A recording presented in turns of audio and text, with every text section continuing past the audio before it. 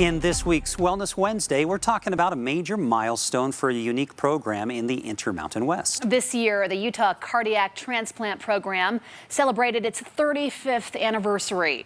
It's provided almost 1,600 heart transplants over those years. And today, we show you one family whose lives have been forever changed, all thanks to the program.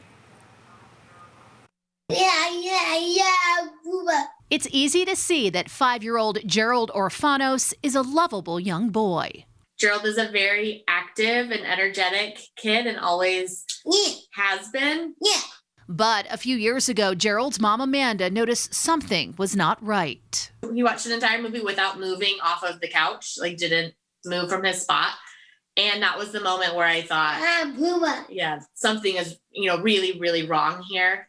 She trusted her instincts and took her son to the doctor. That soon turned into a trip to the ER where she learned Gerald had a life-threatening condition. So he was born with dilated cardiomyopathy, which many patients that have that go on to develop heart failure. Doctors at Primary Children Hospital determined Gerald would need a heart transplant. So Amanda and her family moved from Las Vegas to West Jordan so Gerald could be on the wait list. We tried to manage that initially for him with just oral heart failure medications, letting him be at home, but it slowly worsened over time. He stopped eating, so we ended up with a feeding tube.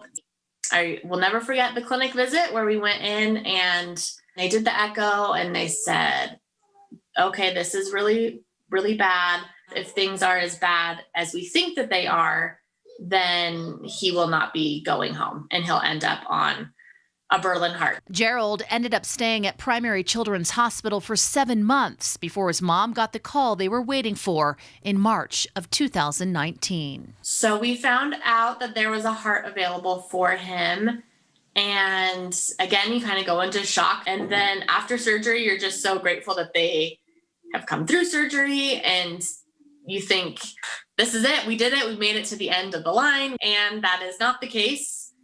Transplant is not a cure. Gerald's little body rejected the new heart, and he had to stay in the hospital for another 2.5 months. But after all that time and treatment, Gerald has made a full recovery and is back at home, happy and healthy.